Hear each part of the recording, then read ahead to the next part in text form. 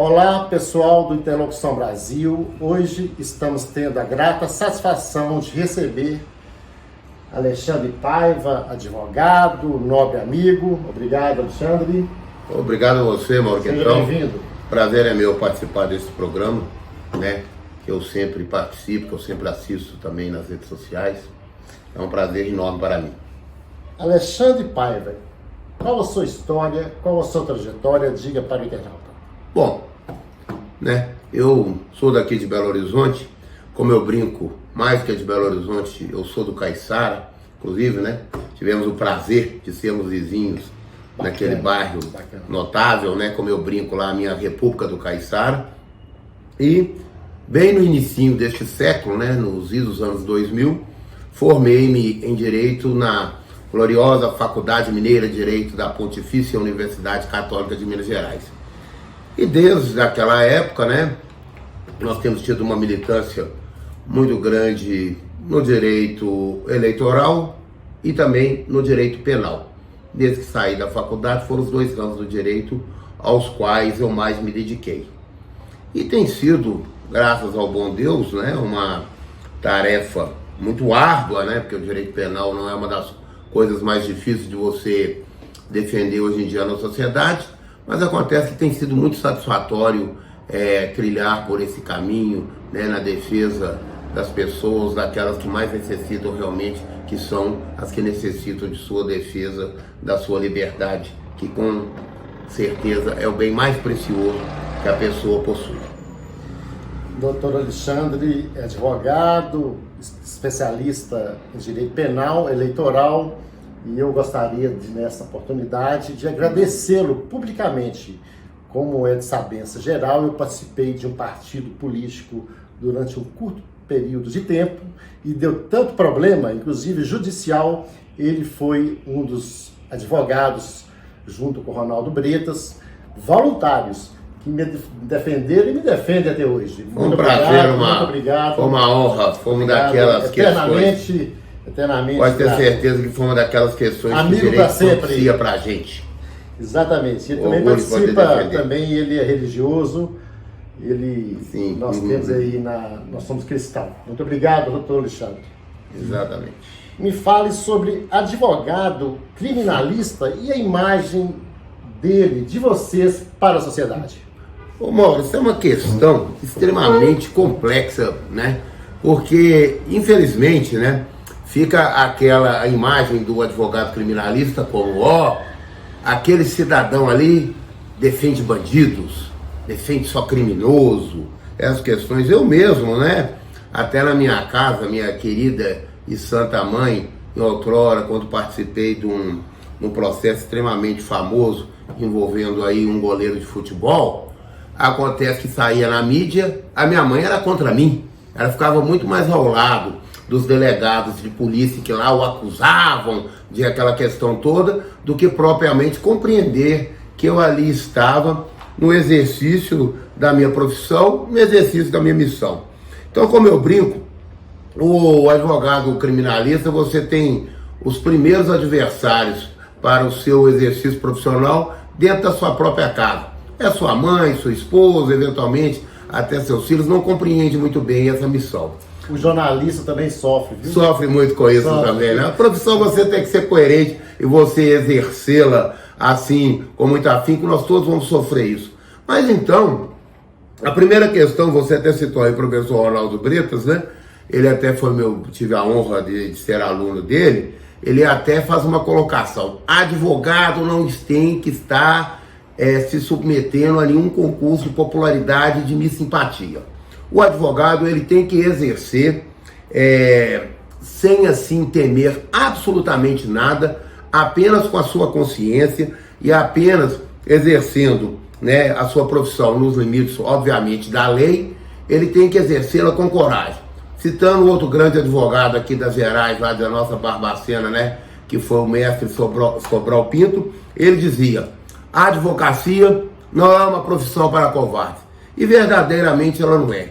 Então, muitas vezes, principalmente, né, o advogado criminalista, ele sofre muito com essa questão. A sociedade não sabe compreender o que ele ali está fazendo. A sociedade fica com aquela impressão que ele está ali defendendo assim barbaridades, até mesmo com todo o respeito, né, aos ilustres magistrados que temos, aos ilustres representantes do Ministério Público, até mesmo esses outros operadores do direito, às vezes eles confundem o exercício da profissão de advogado criminalista com até mesmo a atividade, não muito recomendável sempre, né, dos nossos clientes. Mas eu quero dizer para você que absolutamente eu quero honrar o meu juramento. Eu defendo o cidadão, eu defendo que ele tenha um julgamento justo, e eu defendo que, dentro da lei, se ele tiver que ser punido, que ele seja, mas que principalmente que ele possa ter um julgamento justo. Isso é uma coisa imprescindível para a democracia, imprescindível para tudo. De forma que, mesmo com alguns, vamos assim dizer, né, alguns não muito sucessos de popularidade, eu não me importo muito com isso. Eu gosto de exercer a minha profissão e não tenho a menor questão de ter isso como um problema. Isso para mim até mesmo me incentiva. Outro tópico, OAB atual, Minas Gerais e nacional. A OAB é uma entidade que representa a sociedade e ela sofre, às vezes, muitas críticas, dado que, vamos assim dizer, né, sem querer, né, falar das outras entidades que regulamentam, né, e que fiscalizam e que representam as atividades profissionais, né, sejam elas os representantes da medicina, da engenharia, dos jornalistas ou de outros, mas a OAB, por uma questão, né, particular, que até alguns poderes que a própria Constituição confere ao OAB, né, de ser a fiscal da sociedade, de poder ajuizar ações de inconstitucionalidade, de questionar leis promulgadas, né, pelo legislativo, pelo executivo e tudo. A OAB é uma entidade que representa sobretudo a sociedade. E nós temos que lembrar que a OAB teve seus tempos de glória, quando assim grandes e notáveis juristas, né, a comandaram, e naquele momento, né, que se unia toda a sociedade brasileira, seja em prol da democracia, da anistia, dos direitos humanos, a OAB muito bem soube representar isso. Ultimamente, infelizmente, houve alguns problemas no qual a OAB, por questões de disputas políticas, e aqui eu não vou colocar a disputa política, quem está certo, se é A ou B, eu vou colocar que a sociedade é que tem que ser representada, que a OAB ela tem que ter pessoas que representem o pensamento de um lado A, de um lado B, de um lado C, de um lado D, quantas assim matrizes ideológicas houver na sociedade, é obrigação da OAB representá-las, mas houve um pouco de desgaste, porque a OAB verdadeiramente, e até mesmo infelizmente, ela, vamos assim dizer, ela se perfilou mais de um lado do que do outro, atuando mais como às vezes, né, na defesa dos interesses daquela prática ideológica, né, em particular, do que propriamente defender a advocacia e a sociedade, que é seguramente a sua missão maior. Mas eu tenho para mim que ultimamente a OAB tem restabelecido o equilíbrio. Aqui em Minas Gerais, nós nunca tivemos muito esses problemas dessas disputas, né? Nós tivemos um grupo que permaneceu no poder por longos anos, mas era um grupo extremamente sério, extremamente comprometido com a representação da advocacia. E agora, no ano passado, houve um pouco de mudança e a OAB agora voltou, depois de alguns anos, a ser comandada, como nós brincamos, por advogados criminalistas. E uma característica até que eu coloquei, né, no tópico anterior, o advogado criminalista é o que mais sofre, às vezes, a injustiça, não só da sociedade como um todo, mas inclusive a injustiça no tratamento dispensado pelos magistrados, pelos membros do Ministério Público e por, eventualmente, outros eventuários da Justiça. De forma que a OAB, no atual mandato, em que peço, volto a ressaltar, tem um profundo respeito, uma profunda admiração pelos outros colegas que ocuparam a direção da Ordem dos Advogados do Brasil, especialmente aqui em Minas Gerais, né, que é que a gente, Rio mais Belo Rio, passa no meu quintal, quer dizer, Fernando Pessoa, então nos é a advocacia mais próxima. Eu tenho um profundo respeito por todos eles, uma profunda admiração, tenho inclusive laços, assim, ligações profundas com muitos deles, etc e tal, mas a OAB atual, ela está tendo uma grande característica que eu acho que é por causa da sua questão do seu presidente, né, e de muitos dos seus diretores serem da área criminalista. A OAB está muito envolvida nessa questão de restabelecer uma questão primordial para o exercício da democracia, uma questão primordial para toda a sociedade, que são as prerrogativas do advogado. Defender prerrogativa do advogado não é defender o corporativismo profissional, não é defender absolutamente nenhum tipo de privilégio. É defender que um profissional, que a sociedade e qualquer um da sociedade pode estar sujeito a necessitar da prestação de serviço desse tipo de profissional, que é o advogado, que esse profissional ele tenha inteira liberdade para o exercício do seu labor, inteira liberdade para o exercício da sua profissão. De forma que, sob esse aspecto, eu estou muito confiante que a OAB atual, tanto a OAB aqui de Minas Gerais quanto a nacional, que ela saberá conduzir. Que hoje é o doutor Sérgio Leonardo, um brilhante advogado criminalista. E o nacional? O nacional é lá do Amazonas. É o Jesus amado. Eu pesquiso aqui, tranquilo. É porque ele tomou posse agora. Enquanto isso, eu gostaria que você falasse sobre reforma da legislação penal. Bom, meu caro Mauro, é uma questão que nos é muito cara. Eis que quase toda a sociedade, quando vai reclamar da prestação do direito, da prestação jurisdicional, ela sempre reclama da seguinte questão: é preciso endurecer as leis, é preciso, né, que as leis sejam mais rígidas. As leis no Brasil, elas são extremamente, né, vamos assim, condescendentes, com criminosos e tudo. Com todo o respeito, né, nós sabemos que há muitos crimes que geram um clamor popular muito grande. Desculpa, Beto Simonetti. Exatamente, ele é da OAB do Amazonas, é o presidente Simonetti. Perdoe-me, é porque ele só tomou posse recentemente, ele só tomou posse neste ano. Muito obrigado por você me lembrar disso. Mas então, voltando ao nosso ponto aqui, reforma da legislação, da necessidade da reforma, né, que eles colocam, né, que os nossos códigos, tanto o Código Penal quanto o Código de Processo Penal, que seriam as duas linhas mestras da legislação penal, eles são do Estado Novo, eles são da década de 40, né? Foram editados por um decreto do presidente Getúlio Vargas com base na Constituição do nosso querido Chico Campos, né? Chico Ciesa, que se brincava à época, daquela Constituição da Polaca de 37. Então, muitos colocam que a sociedade, obviamente, da década de 40... Quando o amigo menciona Polaca, explique para o internauta que não entende. É porque a Constituição de 1937. A Constituição de 1937, que foi a Constituição que deu origem ao Estado Novo, né?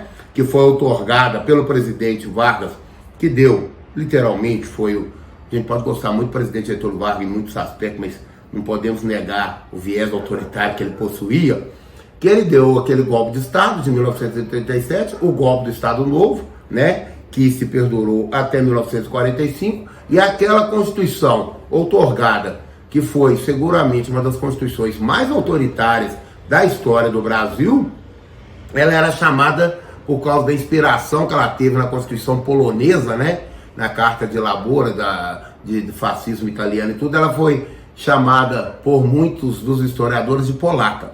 Então aquela Constituição foi ela que nos deu, vamos assim dizer, o Código de Processo Penal e o Código Penal. E muitos, de uma maneira até muito inteligente, colocam o quê? A sociedade dos anos 40 e a sociedade atual são extremamente diferentes, obviamente, não resta dúvida. Década de 40, a televisão estava na pia batismal do Brasil, ela estava se iniciando. Hoje em dia, nós já temos a tecnologia, já estamos chegando em Belo Horizonte. Belo Horizonte chegará, né? Esperamos, né, pelo menos, na próxima semana, já chegará a tecnologia 5G. da internet. Nós estamos aqui conversando pelas redes sociais, coisas que, a menos de quando eu me formei, só para me colocar logo lá no início, nos anos 2000, isso não era tão realidade assim. Então, obviamente, a sociedade evoluiu. E hoje, como me diz um amigo europeu, a internet tem um poder imensurável. Exatamente. A imprensa pela internet. O poder da internet, né? A internet nos acompanha no dia a dia, está aqui ao nosso alcance, e ela conquistou absolutamente todas as classes sociais e tudo. E nós temos que ponderar que há crimes que são modernos. Um crime, por exemplo, extremamente moderno, que são esses crimes de internet. Eles têm que ser cibernético. Exatamente, os crimes cibernéticos, eles têm que ser disciplinados e tem que ser feito isso sem que a gente possa ter, vamos assim dizer, né, o desejo autoritário de querer controlar as mídias sociais, que a liberdade de imprensa, a liberdade de informação, expressão e a liberdade de expressão é um pilar, assim, imprescindível, e vou usar até aquele palavreado daquele ex-ministro Rogério Magno, né? É inextível isso da questão dos direitos fundamentais que tem os seres humanos e que tem todos. Estes, os quais estão garantidos na Constituição, no artigo 5º, no artigo 1988. Garantias fundamentais, que é a mais bela página da Constituição de 1988. É lindo. O problema dela é a aplicação. A mesma questão... O amigo, como advogado criminalista... Sei muito bem disso. Sabe muito bem disso. O que ocorre também é a mesma coisa com a legislação penal. Até o criminoso tem que ter, ele tem direitos sagrados, ele tem direitos que são violáveis. E o direito à defesa é disso. E tem criminoso, suposto criminoso, que às vezes nem cometeu crime. Ele cometeu, exatamente. Então, tem que ser de uma maneira assim, uma maneira independente, aquilo tem que ser apurado, a culpa tem que ser formada para que o cidadão seja condenado. Então, isso posto, todas as vezes que se fala muito na reforma da legislação penal, obviamente, conforme nós já debatemos aqui, Mauro, nós não vamos furtar que há uma necessidade da adaptação da legislação penal aos tempos modernos. Mas, infelizmente, muito infelizmente, toda vez que os nossos legisladores, eles pensam numa reforma penal, a reforma penal para eles só tem um caminho, que é aumento de pena. Eu quero dizer aqui que é o seguinte, toda a legislação, conforme eu brinquei, desde a grande reforma que houve da parte geral do Código Penal de 1984, ela foi exatamente nesse sentido, de aumentar penas. Com todo o respeito, de lá para cá a criminalidade não diminuiu. Então nós temos que ver se esse remédio de aumento de pena, se ele sozinho, se ele é um caminho seguro para que nós possamos promover uma reforma que seja digna, para que possa melhorar a sociedade sobre esse aspecto, né, da questão da nossa legislação penal. Porque nós temos que ver que, infelizmente, a criminalidade tem aumentado muito, há crimes que são bárbaros, e ainda, conforme colocamos aqui já um pouco anteriormente aqui, com essa questão do acesso das pessoas à informação e às redes sociais, cada vez coisas que outrora, né, que antigamente elas ficavam um pouco encobertas. Hoje em dia, você vê quase que ao vivo e a cores. Há muitos programas aí de televisão, não vou entrar no mérito se eles são bons ou são ruins, tá? Sensacionalistas, principalmente na TV à tarde, né, que eles falam que é uma lástima, que você quase que vê a prática do crime, do delito ao vivo e a cores. Parece que eles colocam umas câmeras lá em uma posição melhor que a cobertura de Copa do Mundo, é melhor que até muito VAR que está aí no futebol, ou qualquer coisa nesse sentido. A notícia ruim, ela dá... Infelizmente, ela dá ibope, né? Ela dá ibope. Nós tínhamos uma enxada neles, e Eu me soltar lembro, corrupção, também. nossa, todo Então, um alcance enorme. Então é uma questão que você tem que... Mais importante, Mauro, só para a gente, né, poder um pouco sintetizar aqui um pouco essa nossa ideia.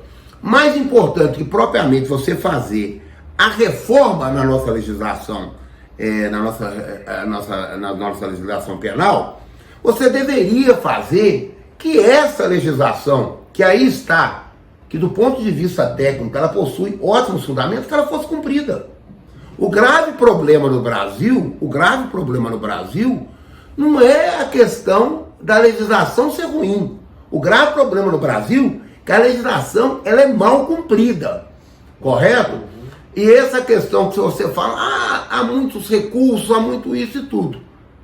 As pessoas falam que há muitos recursos, mas aqueles mesmos, né, que atiram essas pedras falando que há excesso de recursos na legislação brasileira, eles não conseguem comprovar qual o recurso que é excessivo.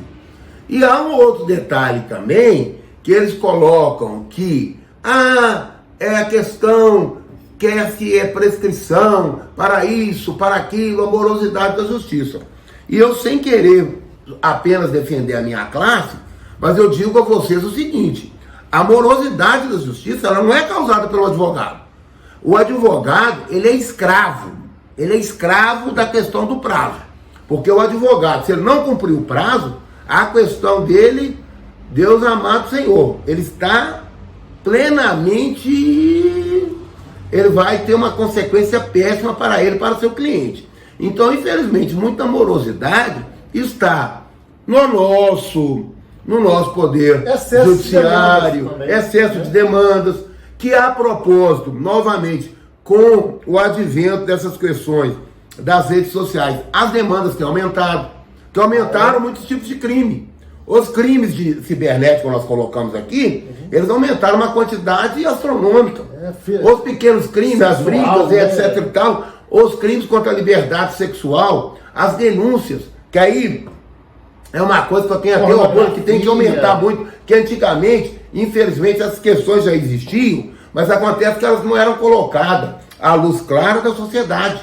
Elas eram, até mesmo crimes cometidos por religiosos, por pais, por padrastos, pessoas próximas, que realmente se constitui numa questão monstruosa, certo? Eles estão sendo desnudados e tem que ser punido. Mas acontece que nós precisamos de reformar o sistema para que possa prestar um bom serviço jurisdicional e aplicar a legislação que aí está, que já é boa. A única questão dela é a má aplicabilidade. Nós não temos problema de legislação ruim, nós temos problema de legislação mal aplicada. Excelente bate-papo, um grande aprendizado para todos. Agradeço imensamente meu caro a sua participação no nosso programa. O prazer foi meu. Saudações da República do Caiçara. Você sempre será um caiçarense pelo tempo que você lá morou, correto? E estamos à disposição. Agradeço a todos, que perderam um pouco do seu tempo para assistir a esse obscuro e insignificado advogado. Nós estamos aqui sempre à disposição. E um excelente advogado, criminalista. Já é a bondade sua, é o amigo que está a falar. Até mais. Muito obrigado. Brasil.